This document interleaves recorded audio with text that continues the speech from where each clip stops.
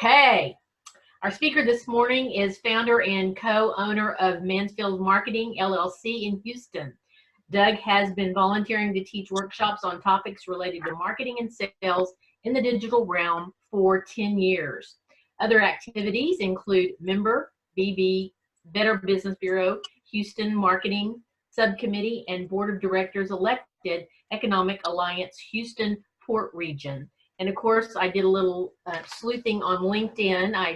I went on this morning and friended him on LinkedIn, and he is a longtime resident of Kingwood. We have 25 mutual acquaintances or connections. He is a U.S. military veteran serving in Desert Storm. And at this point, please put your hands together or up like this, since we're not muted, and welcome Doug Mansfield to be our speaker this morning. Thank you. Thank you. I appreciate the valuable time of the large audience that we have here, and I'm going to do my best to make good use of it.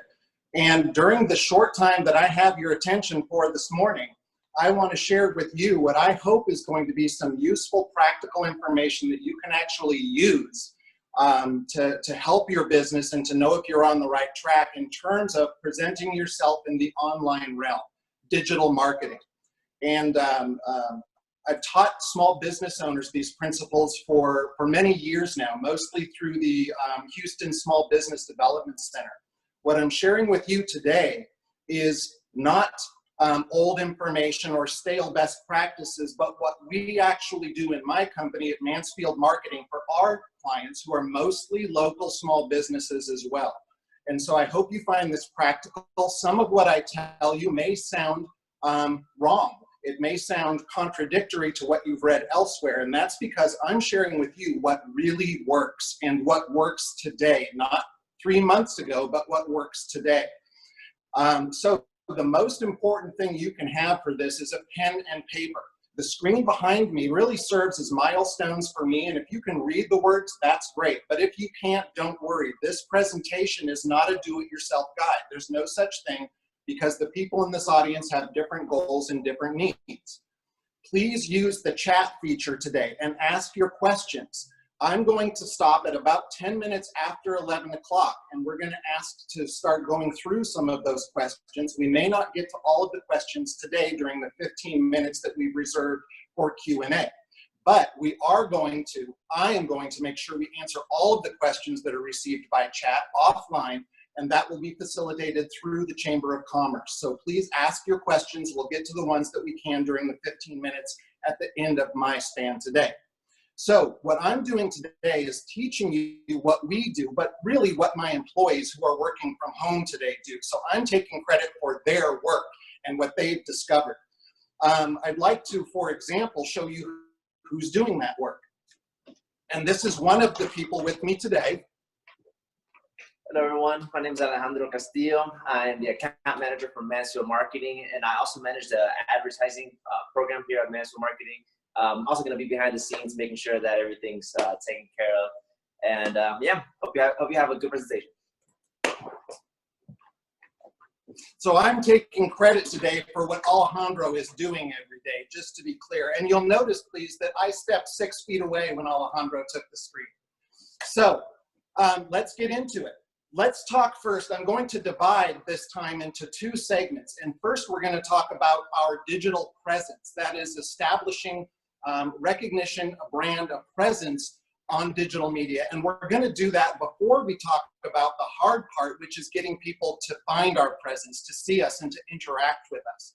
So the cornerstone, really, of our digital presence is a website. And unfortunately, this is where a lot of people get stuck.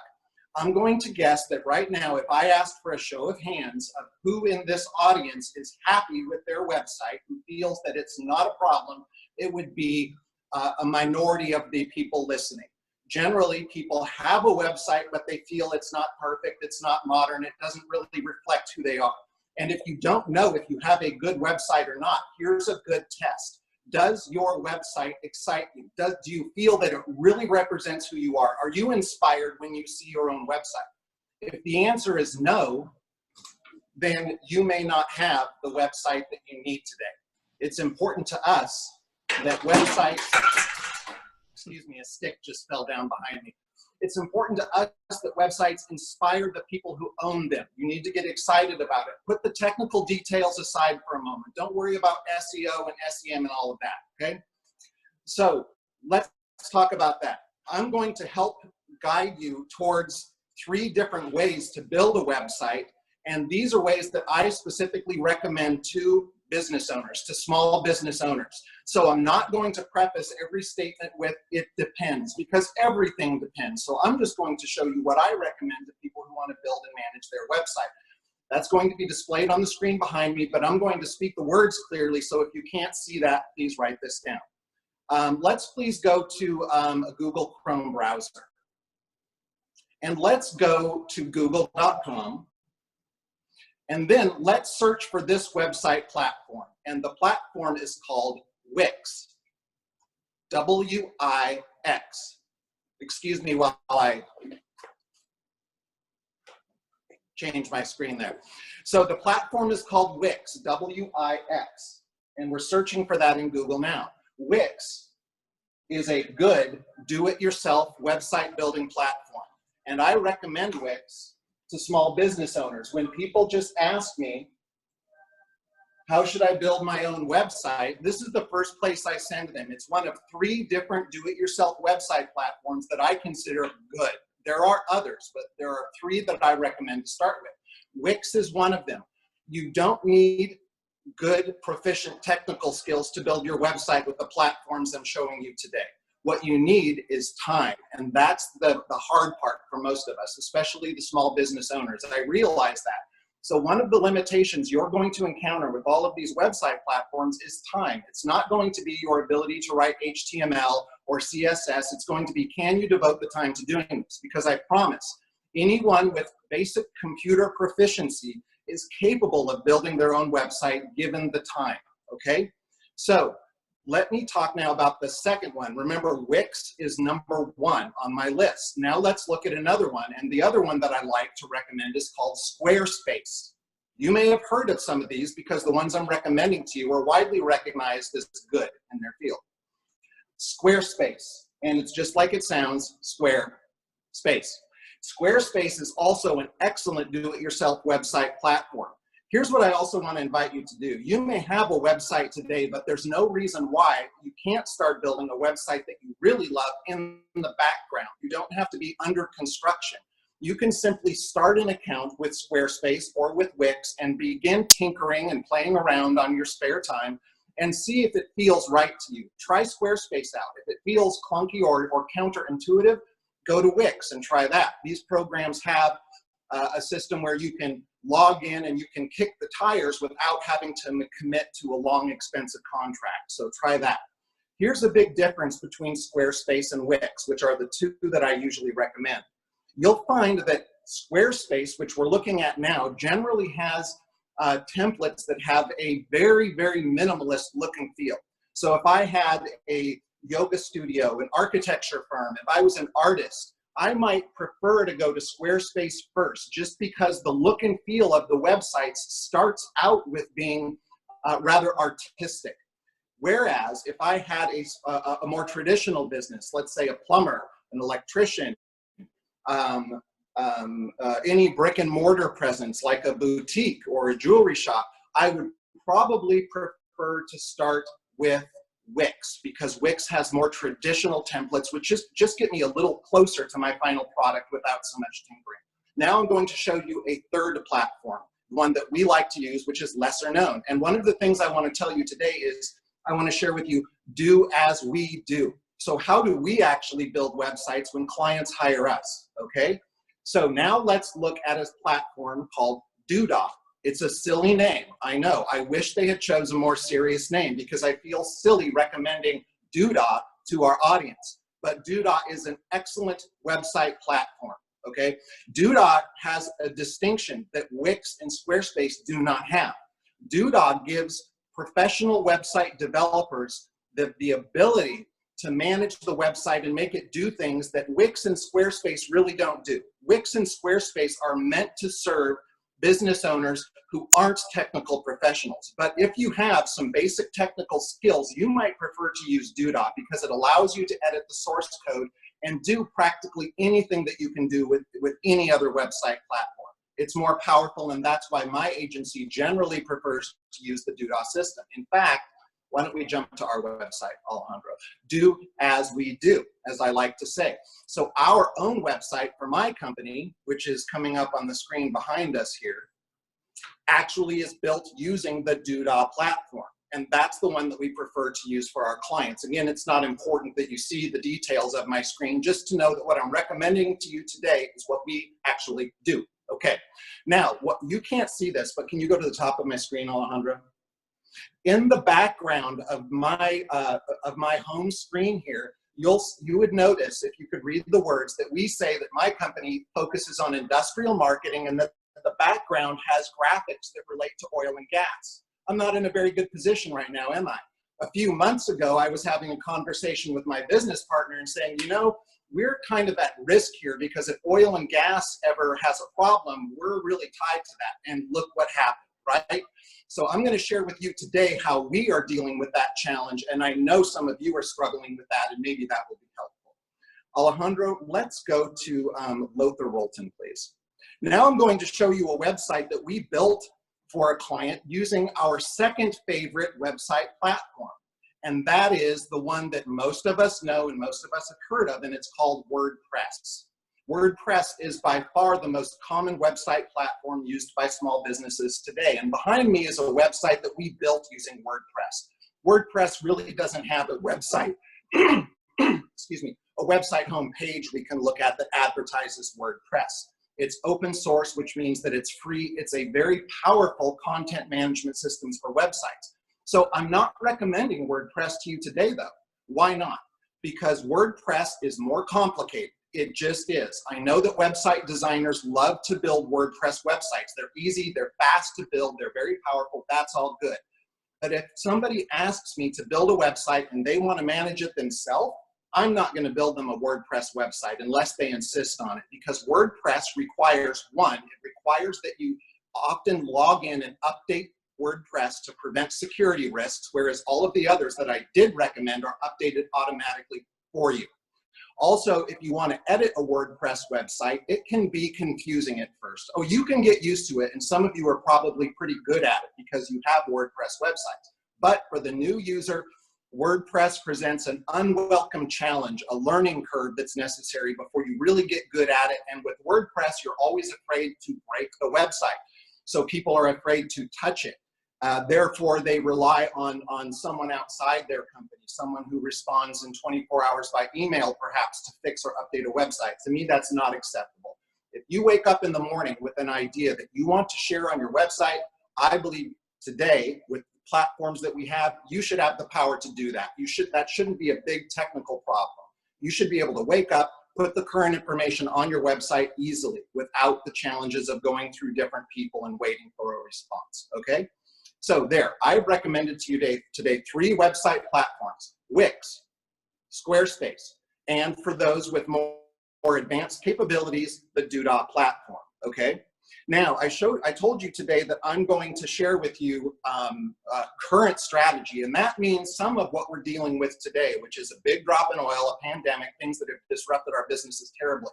And how are we dealing with that? Remember, I showed you my website that was positioned for a long time before all of this happened to target the oil and gas industry, which turned out to really be painful for us right now, as it's painful for a lot of you. And I don't presume that we're suffering any more than anyone else in this audience, because we haven't actually been shut down. Some of you have been, and that's a worst case. However, what we did is similar to what restaurants have done in some cases. Restaurants had to shift their focus from dine in to take out, okay? And maybe you have noticed that takeout seems to be booming right now. When you go to curbside pickup at your local restaurant, there are more cars waiting to pick up their orders. So restaurants have found a way around this, a way to still find some source of revenue. Now, we are a marketing company, and we share a similar strategy to other professionals who want to attract sales leads, okay, for our business to survive. So different than a restaurant, different than brick and mortar. I'm talking to you doctors, architects, lawyers, all the people in the professional world, very similar to me, except that what you sell is a different service. So what did we do to deal with this? Alejandro, can you go to mansfieldadvertising.com? So one of the things we've always sold is digital advertising, but that was always bundled into a package. And as you saw, it was bundled into a package that was sold to oil and gas. Well, very recently, we decided to start a new website that focuses only on digital advertising because that is sellable. This is my takeout order because right now people are not worried about the long-term goals of search engine optimization and branding, things that can yield revenue and value 12 months from now. They need short-term solutions. So I decided to take one of our services that met that need and break it out into an entirely separate website, okay? Maybe, and I don't presume everyone can do this, maybe you can find some other creative solution like we've done to sort of, oh, there's no silver lining to this for us, but to try and control the damage that would otherwise be done. This is my version of that. I hope you can find one also. Worth noting here, because we use one of the systems that I recommended today, one of the three, Wix, Squarespace, in my case, Doodah, we were able to do this very easily. I simply made a copy of our existing website. I changed the colors to blue. I changed the words, and it wasn't that hard. Any of you in this audience could do what I've done if you use one of those platforms. You could simply copy your website, change some things up, and suddenly your business has a new presence. I've chosen to put this on an entirely new domain with advertising in the domain name. You could do the same. So hopefully this serves as some inspiration for creative thought and knowing that if you have an idea, this is one way you can make it real. It's one thing to sit in your home or your office and have a great idea. How do you put it into effect? Where does the rubber meet the road? Well, it meets the road with your digital presence, your website. That's where it starts. Alejandro, let's go to google.com, please. Now we've built our website, and remember I told you that I hope you're inspired to try your hand at this. If you have a website you don't like, try building this in the background because the most important thing that you have is time, not technical skills. And the other important thing is this, more important than technical skills, more important than being able to write HTML. I tell people this, if you want to know what's the most important skill that you need to build a website, okay, you need time, that's a resource. But what's the most important skill? It's not technical, it's sales. Sales is the most important skill. It's not enough just to have a website. And too often I've seen people rely on technical friends or their friend who works in IT to build their website because it is a computer after all, so it must be a technical challenge. This usually doesn't end well unless the owner really participates because it's the owner, it's the manager, the trusted employee who knows how to communicate the message. The message being, what do we sell? Why can you trust us? Most importantly, what separates us? What differentiates us from competition? Why should you choose my company over someone else? The business owner, the manager, the employee is best qualified to do this. It's also not a bad idea to have a couple people that are your customers or people who are disconnected from your company look at your website and say, yeah, but what about this? Because business owners, and I'm guilty of this, often forget to say the most basic things. We live inside our bubble. And so I've spoken to companies, for example, an engineer who sold electric equipment and their website had all of their electric equipment, big industrial boxes. Nowhere on their website, and it was a good website. It was rather functional, built by engineers, but that never occurred to them to say, we sell this. It never occurred to them to say, get a quote, ask for a proposal, call us today, because they assumed, well, obviously we sell this. No, it's obvious to you, okay? Another client of ours sold steaks, high quality cuts of meat, steaks. A competitor, you might say, to Omaha, who you've seen that delivers high quality steaks to your home. They had a beautiful website. It was really well designed, and it had a picture on the home screen of this beautiful steak. And it became obvious to me quickly the problem that existed with this website. Nowhere on that website did it say, we deliver high quality meat to your home. They said, of course we do. No, I see a picture of a beautiful steak. That makes me want to stop by H-E-B on the way home and buy a steak, right? That makes me wonder, are you a restaurant? Do I find your steaks at my local supermarket? Because my last guess was that you're going to deliver it to my home. So it's important to state the obvious. That's often called a call to action, okay? Inspiring people to do what we want them to do. Good. Now, let's talk about the hard part. And I hope, by the way, that some of you right now are using that chat feature to ask questions about the website, because I went through very quickly what can be a complicated process. And so I expect that people will have questions about that.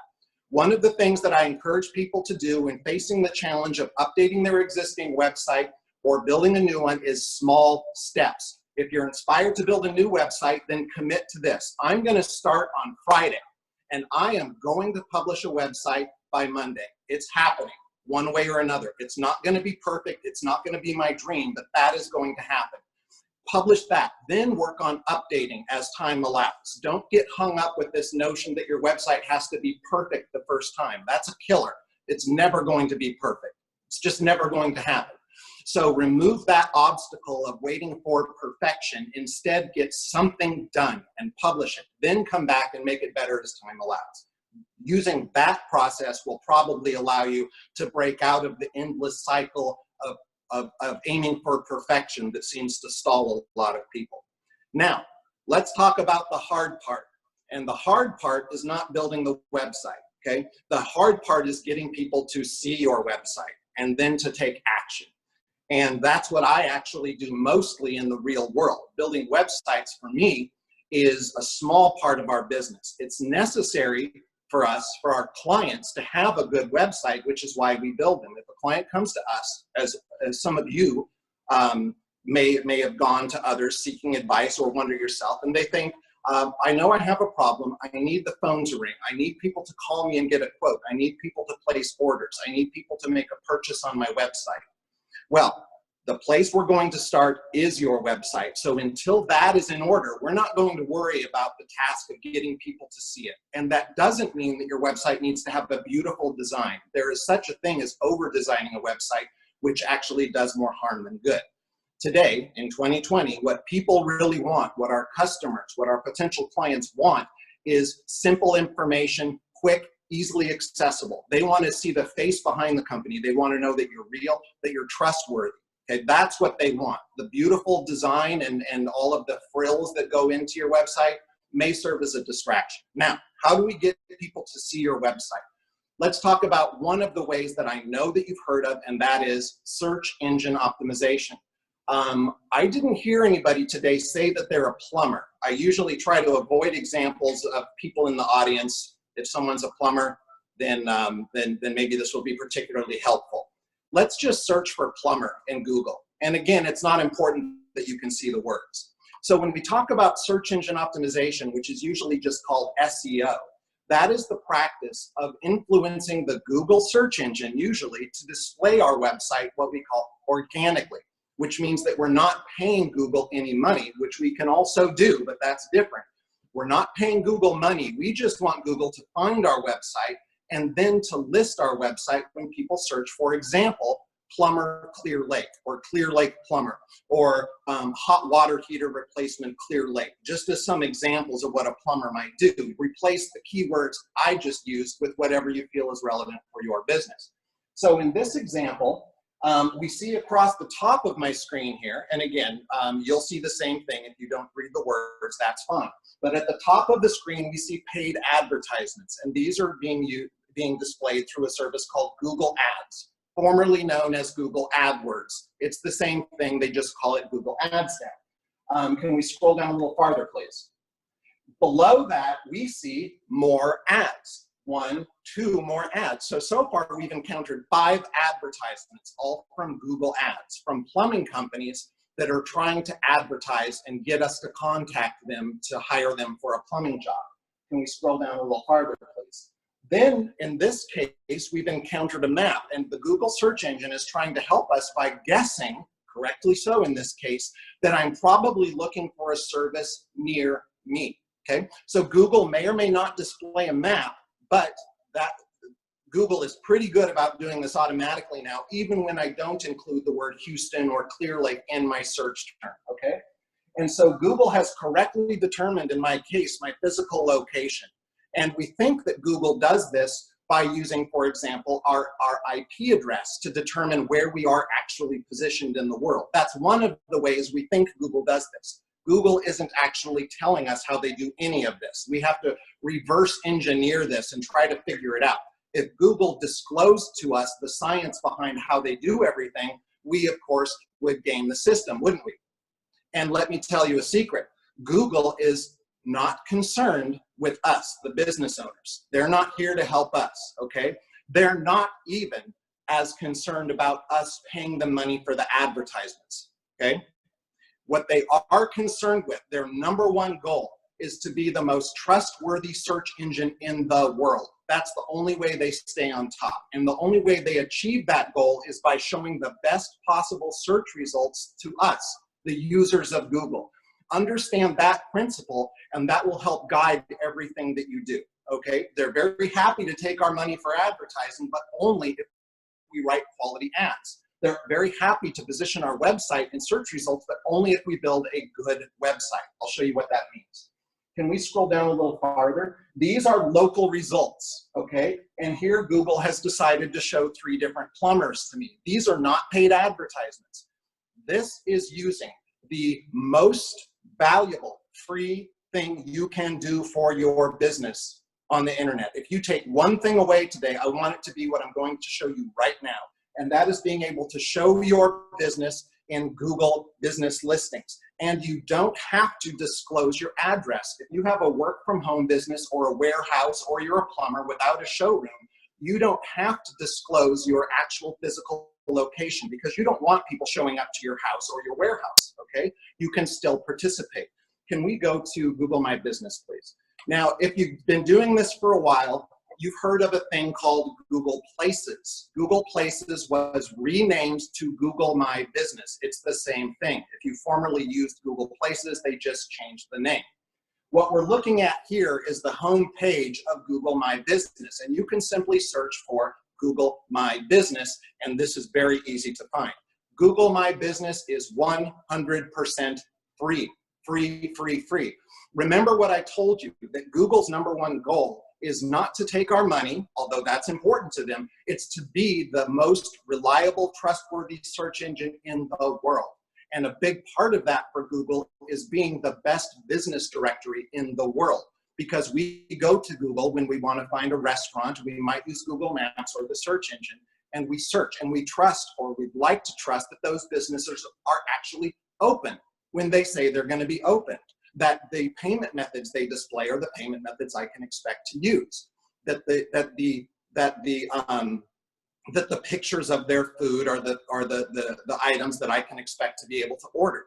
This is how we do it. And for a lot of businesses, this is a very viable single channel to acquire new revenue, okay? So all we're gonna do is we're gonna go to Google My Business and we're gonna choose up here in the right corner, there's a big button that says Manage Now. If you haven't participated in this before, you're gonna go to Manage Now, or you're gonna click Sign In if you already have this. All you're going to need is a Google account, okay? Again, you're not gonna need a credit card because you're not going to pay for this. Google wants us to participate very badly in Google My Business as small business owners. They're really trying to help us, okay? And they're looking out for themselves because they need us to be able to have the best business directory in the world. They need us to take over our business listing and set the correct hours, the correct address, the correct phone number, the correct information. What do we sell? We need to put that here. They're not going to do that without us. If you have not previously participated in Google My Business, you may find, in fact, it's very likely that you will find that your business is already listed and that you won't actually create your business listing. Instead, you'll find your business listing already exists and you'll use this service to take it over and to change the information, which may not be accurate because you didn't create it. Google may have found it using the AT&T Yellow Pages, which are published online. They may have found your business in City Search. Google isn't waiting for us to list our business. They're doing it without our participation. So it's up to us to find our business and do what's called claiming and verifying our business to prove that we are the owner, and for us to control the information, okay? This is how we show up in Google Maps. And for a lot of people, it's the smartphone.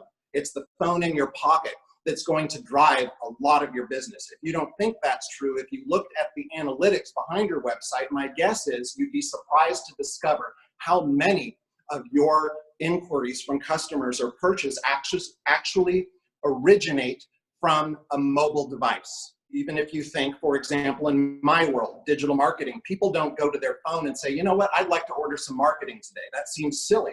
And yet we know that almost 50% of the traffic to our website originates from a mobile device. So it's very important that we show up on Google Maps, because that's often where people start their search, even for professional services, okay? So Google My Business, #1 thing you can do to promote your business in the digital realm. Now, we're only talking about the Google search engine right now. There are other search engines, and there's only one other search engine that I'm concerned about. And the other search engine, can you go to Bing, please? The other search engine that I'm concerned about is Bing.com. There are no other search engines. Again, I want to make your life simple, and this is how we live our life too.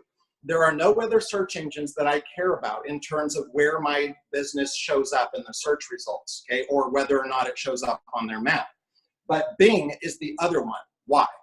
Google controls roughly, depending on which report you read, Google controls roughly 75% of the search market, by far the largest, but not 100%, okay?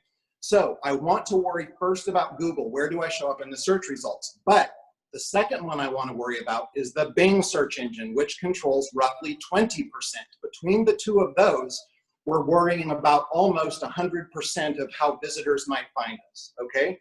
Yahoo, all of the other search engines go to the back burner. I don't have enough hours in the day to worry about every search engine that there is. Why do you think, even though most of you are shaking your head and going, Bing, why Bing? Google is the go-to search engine. Well, think about this. Bing is built by Microsoft.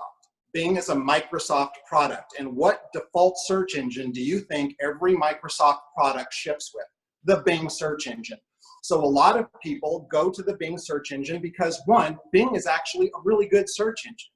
And two, because it is the search engine that opened on their device and it works good, so why change it, okay? And 20% of the Houston market, or 20% of just Clear Lake, is still a lot of people. So we shouldn't ignore Bing, but today we're gonna go back to focusing on Google, okay? Let's go back to the search results page that we were looking at for plumbers. Now, we got down here, you can't see the scroll bar, but right now we're about 1/3 of the way down the page. We've scrolled past the advertisements. We're now going to scroll past the map and past the business listings.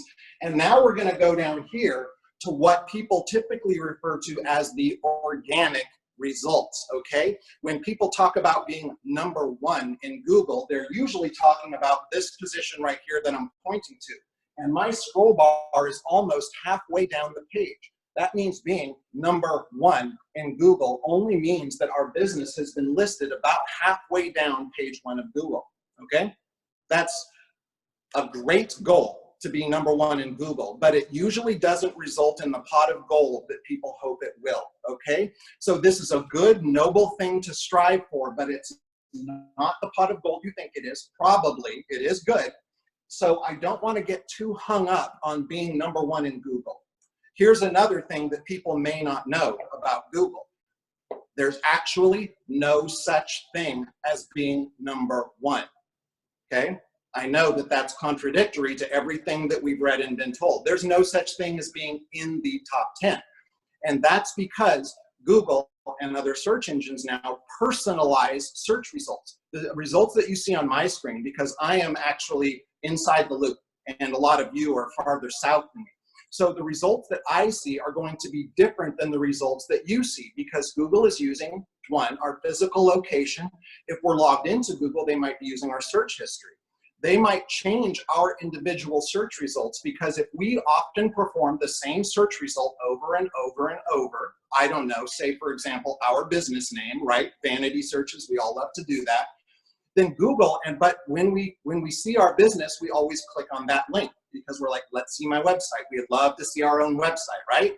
Well, Google determines this is the link that most interests you, Doug Mansfield. You keep doing the same search for your own company, clicking this link, so we're gonna make this #1 for you every time. You know what? You never click on this link, so we're gonna move it down. We're gonna help you to make search results most relevant. That skews my results. It gives me a view, and the danger is thinking that what you see is what everyone else in the world sees, and it's just not true. It may be true, don't assume that it is, especially for people a few miles away from where you are searching, okay?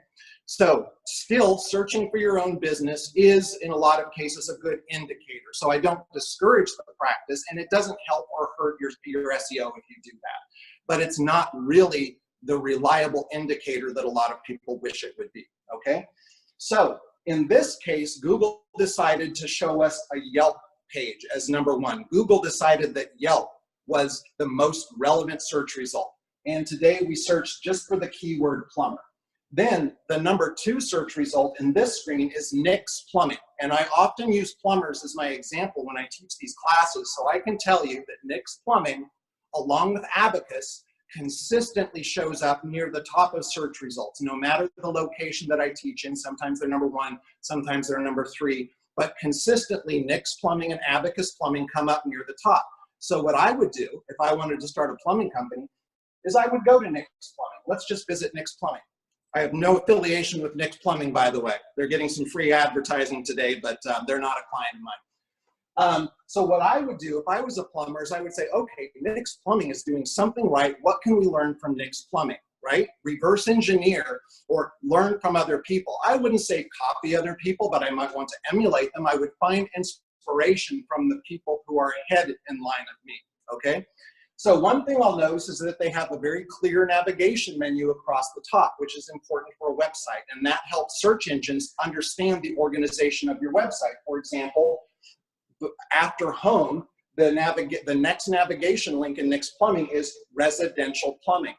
And that is, I promise you, or I'm quite certain that they chose residential plumbing because that is a search term they want to also be discovered for. So they decided to make that a prominent link in their navigation menu, followed by commercial plumbing, followed by service areas, HVAC services. So Nick's Plumbing has intentionally organized the information in their site to speak to human beings, but also to search engines, okay? Now, I don't want you to get too hung up on worrying about the search engine optimization of your website. I'd like you to learn about it, and Alejandro, can we go to moz.com, M-O-Z. I'd like you to become educated on the topic, but not get too into the minutia of search engine optimization. And that's because as business owners, honestly, we only need to learn the basics of this, only the basics. And then it's time for us to move on to something else, because there are other important aspects of our business that are going to be ignored if we get too hung up on search engine optimization. This is a website called Moz, M-O-Z, Z for Z, M-O-Z. Moz is a trusted resource for search engine optimization information on the internet. And there is so much misinformation that it's hard to find people that I personally trust. Moz is one of the few that I trust. And I'd like to go here to resources and click on resources, please. And then there is SEO Learning Center. Can you click on that, please, Alejandro?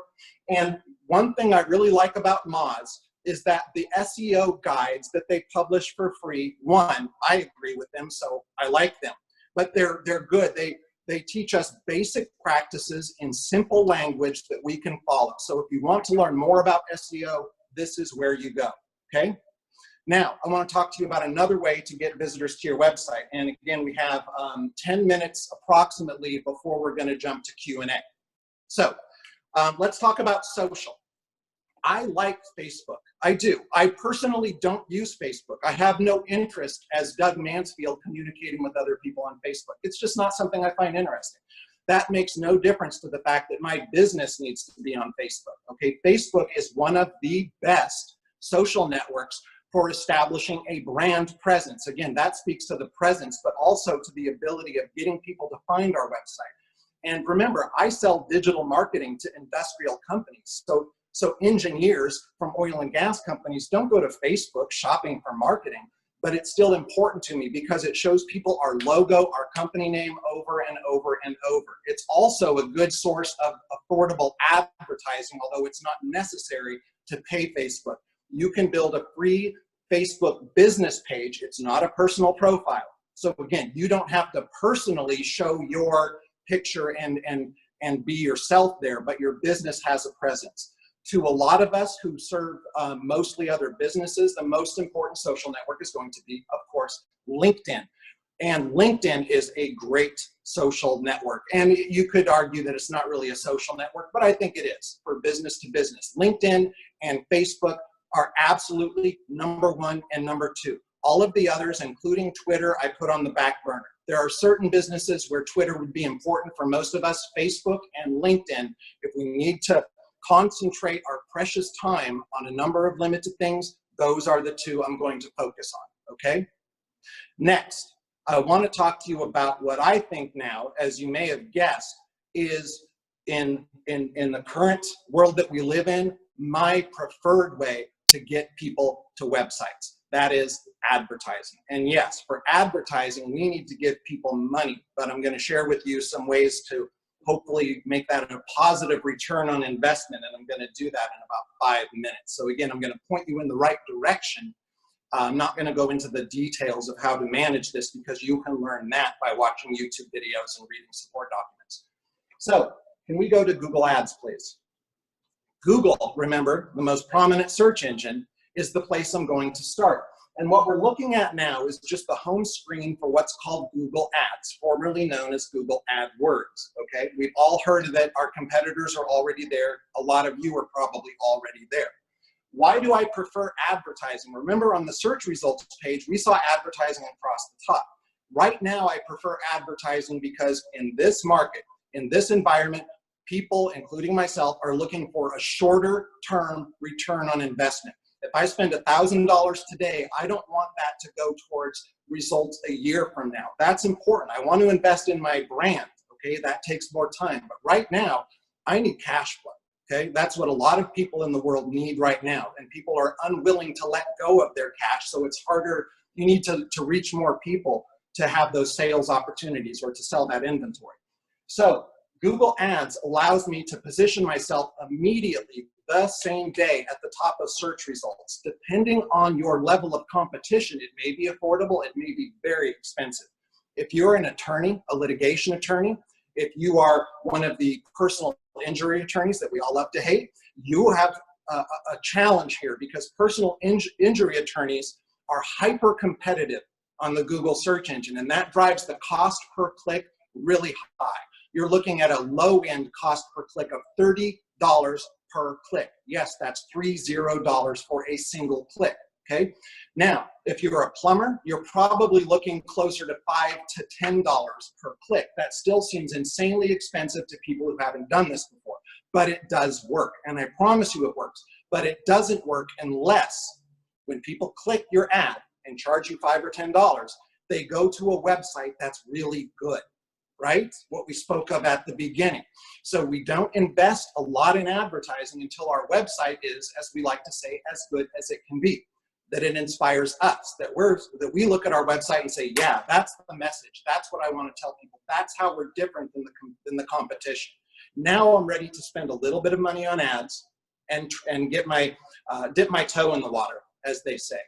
Google Ads is where I would start with that, and they're very helpful. Unfortunately, their support, their phone support has really gone downhill in the last several months. It's not as great as it used to be. It's still good, so use it. It takes up some time. It's not simple. Next, let's go to Bing Ads. And my producer wants me to share something. No, you got 5 minutes there. Oh, thank you. I'm getting a time check there. So can we go to Bing advertising, please, which has been recently rebranded to Microsoft Ads. Okay, everybody changes their name. It's confusing. But Microsoft Ads is the competitor to Google. Microsoft and Google don't get along very well. They're competitors, okay? So Bing Ads, or now called Microsoft Ads, is another advertising platform very similar to Google Ads. Once we learn the basic mechanics of Google Ads, we can jump over to Bing Ads, and yeah, it'll be different, but basically the terms and the way we organize our ads are much the same, okay? So that's a good thing. Now, here's a reason why you might want to reverse the order and start with Bing Ads. Even if you personally don't use the Bing search engine, here's the reality. Some of you, I'll bet maybe half of you have used, if you don't currently use, Google Ads, okay? Most of your competition uses Google Ads. Both of these are competition-based pricing, which means that the more people competing for the same service, the same keywords as you, drives the costs up, okay? Because the cost you're willing to pay is a major factor in determining who goes higher in the search results. Many fewer of your competitors are using the Bing search engine. This means that potentially, likely even, you'll be able to gain clicks and visitors to your website at a lower cost than you will through Google, for the simple fact that fewer of your competitors are driving the cost up. And you may think, yeah, but Google has 75% of the search market. Isn't that better? No, it's actually an entirely irrelevant point. And here's why. Most of us cannot afford, we simply have a finite budget, okay? Everybody has a limited budget. We can't afford to reach 75% of the Houston search market anyway, or even 75% of the Clear Lake search market. So the point that Google has the potential to reach more is irrelevant because we're only purchasing a small slice of that pie when we can afford to spend maybe $20, $50, maybe $100 a day, okay? So I can spend that $50 per day on Google or on Bing. Either way, I'm going to spend $50 per day. But I'll probably get more visitors using Bing than with Google because my $50 will buy me more clicks. Okay, that's likely. Your results may vary, so you should test these out. Have some patience with yourself. Neither of these platforms are simple. So I'd like to just wind this down, and before we take some questions and answers, by going over the basics really quick from top to bottom. One, establish your presence. Mostly that means a website, but it can also mean your Facebook and LinkedIn business page, not your personal profiles. There, our presence is established. We have the house clean, now let's have a party. So now let's get people to see our website. One, we're going to update our website with content. We're going to write blog posts. We're going to upload pictures. We're going to make our website a valuable resource. This will inspire humans and search engines to like our website, and it will inspire the Google search engine to give us a fair chance at ranking in their search results. Then, advertising, my current favorite, given the market that we're in and the state of the economy. Paid advertising, but you need to be very smart about it because it can be a ditch to shovel money into if you do it wrong. So we do it carefully, we test it, we read the instructions, okay? Now, it's 10 minutes after 11. We have approximately 15 minutes, and so I'd like to see if there are any questions that we can address. We already got a couple of questions.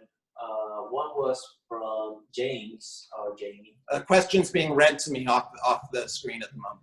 All right, it's early in the presentation. What if you have a modern, well-growing website, but due to current events, you are focusing more on one thing than you did before? Would you keep both sites? Good question. So one of our audience members asks, what if you have a good website, but your new business strategy is different? So you're selling something a little different than what your website says, like I showed you we're doing. Now, my solution to that at the beginning of this was that I built an entirely separate website. Now, that's not always the best solution. So so recognize what I decided to do.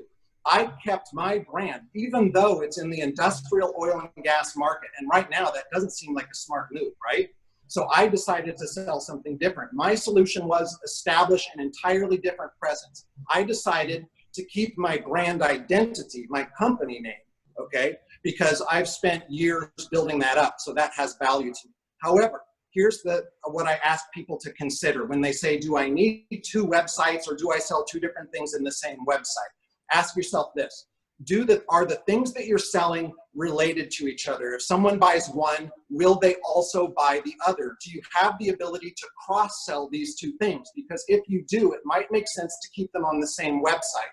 And when people fill out the form, you present them with two options. Which of these are you interested in? Oh, I came here for this one, but okay, I'll check that box too because I see that you sell the other one. These things are related to one another. And so then I might choose to have one website and simply break the content into two areas. Is there another question, please? We had a question earlier from Rob. He says, I noticed that you open all windows as incognito. Why do you do that? And do you recommend others to do that as well? Okay, Rob noticed that we opened Windows incognito. Good eye, Rob. We opened Windows incognito, which means that we were logged into the Chrome browser, but for the presentation, we opened an incognito window when we were not logged in. There is a good reason for that, and it's a smart question, because I wanted to demonstrate the results more closely to what you may see when you follow behind me today and try the steps that I've demonstrated. And if we were logged into Chrome today, you would have seen what I warned you about, which is personal results. You would have seen Google from our point of view, where we are logged in with our search history, and it wouldn't have looked the same. Also because we're logged into Google Ads today, and Google would have shown us the dashboard, which would have been confusing for the audience. That's the reason that we use the incognito view. Do we have another question? Yes. This one just came in from Ayla. Is there a maximum number of items to try to sell on your website? How many pages can you do on Wix? What an excellent question. So the question is there a maximum number of items that you can sell on your website, and how many pages can you create on Wix? As far as I know, on Wix, there is no maximum limit. However, one of the limitations and the problems with Wix and with Squarespace and with Doodad, the three that I recommended today, one of the, I'll say, bottlenecks is that if you have a large number of pages, and I'm going to say more than 50, if you're approaching 100 different pages, it can become cumbersome to manage just because of the list view that they give you of pages, and you can't sort those by date or title, and so it begins to feel a little awkward, even if technically it's not a drawback. But there is really no limit to that. The number of items you can sell on a website, there's no limit to that. Again, I would recommend that the items are related to one another, that they all fit in a general category before I break them out into a separate website. But there's no limit. The key to that is organization, and where you're gonna lose that battle is when you poorly organize the items and make it difficult for people to find them. With an e-commerce website where we have a large inventory of clothing or jewelry or tools, the importance there is to put them in categories, okay? Categories. And you don't have to have an e-commerce website to organize your things by categories. If you don't do that, then people will become lost and frustrated. Thank you for the question. Are there any other questions? Okay.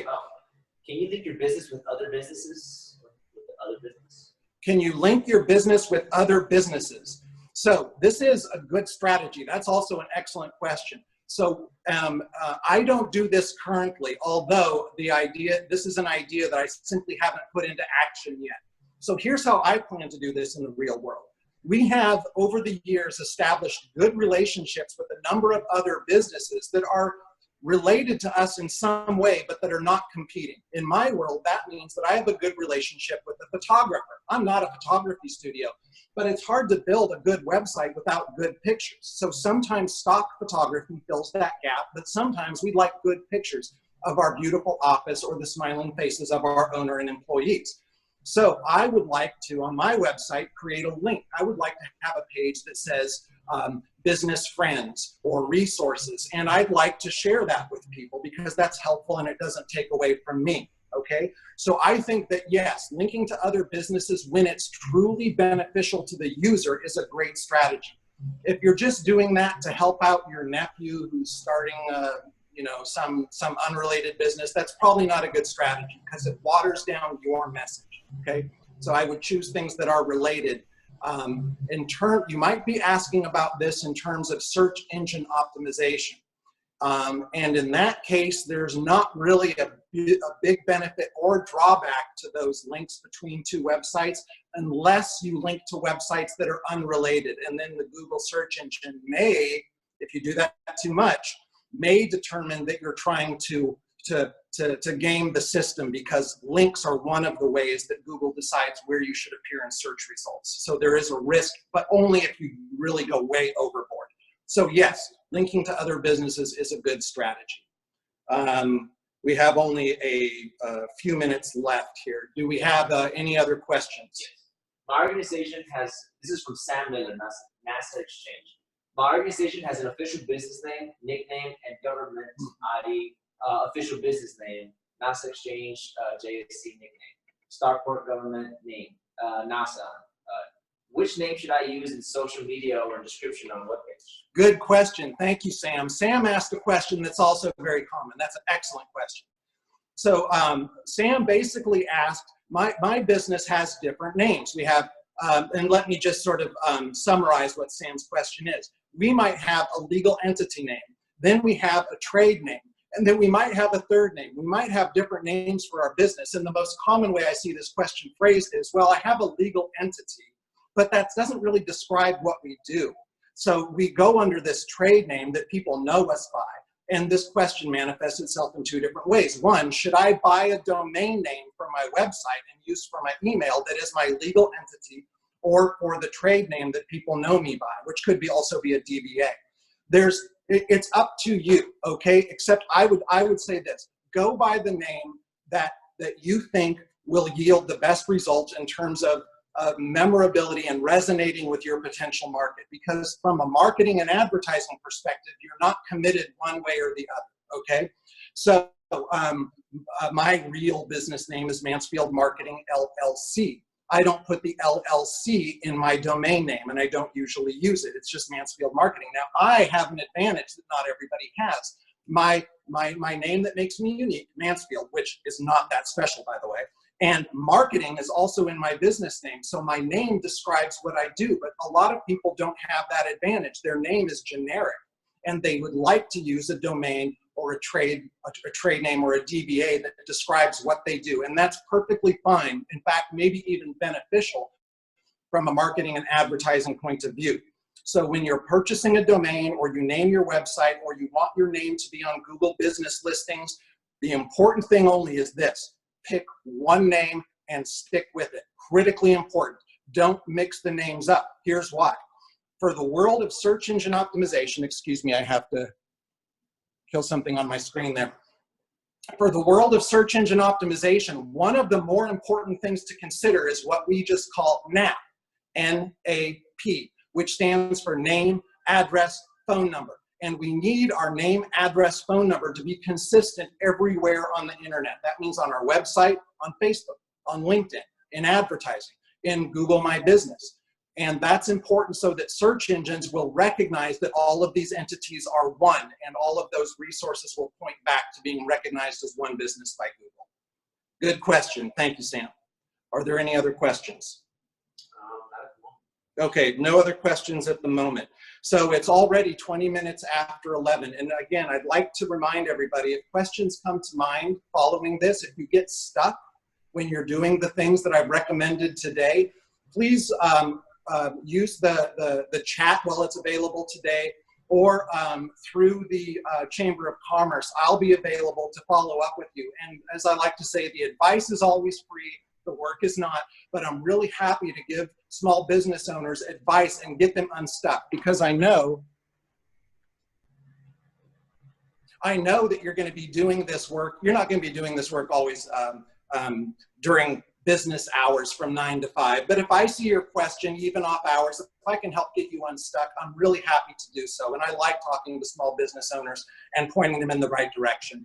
And so often, the biggest obstacle we have is just reading resources and going in the wrong direction, and realizing after having invested so many hours in building a website using the wrong platform that now we have to backtrack and undo that. That's very frustrating. It's demoralizing. So if we just start in the right direction, you'll learn the details on your own. The important thing is to use your valuable hours towards something that's going to be a long-term asset and an investment in the right marketing and advertising strategy. So if there are no more questions, I'm going to go ahead and wrap this up and turn it back over to the Chamber of Commerce. Last chance. Were there any questions that came in at the last minute? Okay. then Doug, thank you so much. I wish You're you welcome. could hear us all clapping. thank you. And we really, fantastic information. And I'm just reiterating what he said. If you think of questions like I do after the fact, please contact the chamber and let them know what they are, and they will get in touch with Doug, and he in turn will give you the answers that you have from your questions. And at this time, I'm going to turn it over to Montea, who has some announcements for you. Yes. Just like Ava said, Doug, thank you so much. We were so thrilled that you were our speaker in this first experience that we had with something like this. It was fantastic information. Loved it. Thank you for everyone who joined us. We can't wait to see your faces again in public, but this was really fun too. Just a couple of announcements on the chamber end. Remember, we are doing your Tag Your Takeout competition campaign. So we just posted it on Instagram. Take a picture of the takeout food that you get, and we have a list of all of our members, our chamber members, who are doing something in regards to takeout food, whether it be delivery or curbside or anything like that. If you take a picture of it, post it on Instagram and tag us, you'll be in a drawing for a gift card. We had our winner from last week, and this week it'll be a gift certificate from Red River Cantina, so we're really excited about that. So if you want some Red River Cantina, go do some takeout. Events that are coming up to be aware of. This week we have a couple, and I'll pull up the chamber calendar for that.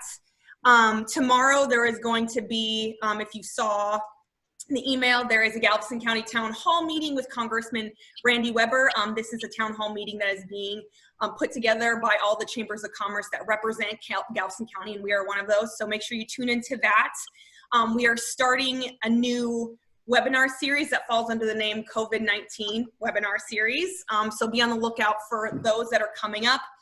This week we have one for SBA loan information. And so we'll be meeting this Thursday at 10 a.m. with Steve Lawrence with the Texas Gulf Coast CBDC and Christy Conchaba with Texan Bank to talk about SBA financial resources that are available to small businesses. So make sure you check into that. You do have to RSVP just like you would RSVP for this event. So make sure you do that so then I can send you the Zoom meeting. You'll be getting a lot of Zoom meetings from me if you attend these. Some things to be aware of next week. We're going to try and do more frequent webinars just because it is a series. So next week with Carol Keel of Keel Law Firm, we're going to be doing kind of an HR webinar that is going to talk about in depth the Family First coronavirus response. It's a different type of help, kind of geared towards a different area. And, you know, right now everyone's kind of really focused on the small business ones, which is great. But this helps out kind of in a different area. So make sure you RSVP for that event. It's going to be next Tuesday, the 14th at 10 a.m. So it's going to be the same time frame as today's meeting was. We are going to be having our one, which is our nonprofit organization. We're still going to be having a event on the 15th via Zoom. We're still getting some details ironed out for that, so be on the lookout for that, as well as next Wednesday at 4 p.m. we're going to be doing a virtual business after hours. And so it is not on the calendar yet. Details are still to come. But we really hope that you join us for that. So just be on the lookout for your calendar. Be on the lookout on Facebook as we post new events. Be on the lookout via email. Once we get everything up on the calendar, we'll let you know how to RSVP for those events so you can join us for those. Again, just be on the lookout for COVID-19 webinar series because that's what we're calling all of these. And we're really excited about what we're doing in this, in the restrictions that we have. You know, we're trying to continue to expand and stretch ourselves. So we appreciate all of you continuing with your support, and we want to continue to support you as a chamber. So, you know, we hope this is a great start to it. Ava or Cindy, you know, I'm happy to unmute you if you have any other thoughts with that. Great. I got a thumbs up from Cindy. Is that Montea, we have one question from Tiffany. She's saying, is a town hall meeting online as well? The town hall I know- meeting is, if you look on our online calendar, it is, you have to call in. They're not gonna be doing like a Zoom meeting. So just look on our online calendar because that's not, we're not taking quote unquote reservations for it. Anybody can call in and hear the information. It's me, you know, very one-sided, just hearing from our congressman. So on our website and via the email that we sent out today. Okay, it was on the email It from was on the earlier email, today. yes. So look for that link in that phone number because that's how you will get in on. But the other meetings that are coming directly from the Clear Lake Area Chamber of Commerce, we will always be able to take your RSVP so we know who to send out the Zoom invite to. Cindy, any other updates that you'd like to? Well, again, great to see everybody's face. Doug, thank you so much for doing this for us. It was great information and great to see you too. I hope to see y'all all in the future when we work on these. We're getting this together and appreciate your patience with us getting started with our programming, but didn't want to not be in touch with our members and give you real information for your business to continue. And we're all going to make it through this. I have been telling everybody I've talked to the last couple of days about, I listened to Christian radio and heard a pastor yesterday say, I can't wait to get back to normal. Excuse me, get back to normal. But he said, I can't wait to get back to better. We're going to be better from this. We're going to be stronger from this, and we're all going to get back to better. So look forward to getting back to better with all of you soon. Thanks so much for being a part of it.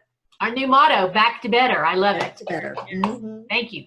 Thank you so much, everyone.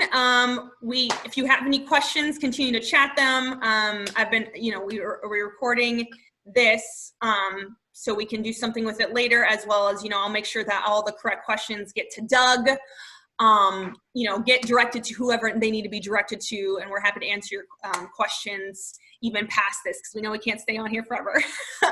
But thank you so much. It was a thrill to see you all. Do not hesitate to reach out or call. I actually have the office phone here in my little apartment, so you call on the chamber number and there will be someone to pick it up. Thank you very much, Montea. Yes. All right. Well, thank you so much, and everyone Bye-bye. have a wonderful Tuesday. Bye-bye.